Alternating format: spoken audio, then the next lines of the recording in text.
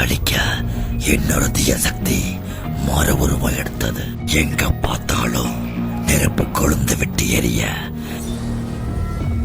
தீய சக்திகளோட ஆட்டம் ஆரம்பமானது.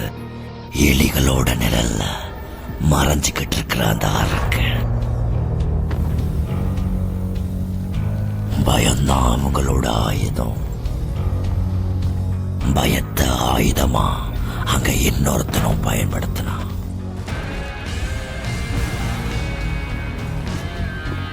அவனால என்ன தாண்டி என் நகரத்தை எதுவுமே செய்ய முடியாது.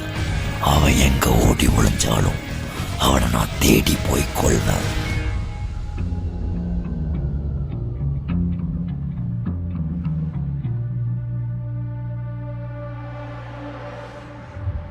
ஆட்டம் இனிதான் ஆரம்பிக்க போகுது.